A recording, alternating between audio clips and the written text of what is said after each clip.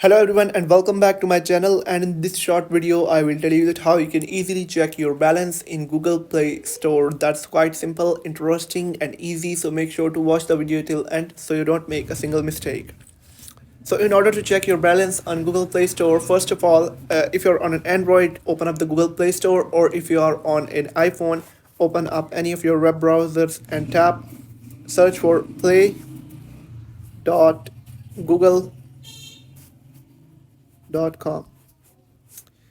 And once you will search it, you'll be taken to a page where Google Play Store will open, and now all you will have to do is to tap on your profile on the top right corner and make sure your account is logged in, and then tap on payments and subscriptions.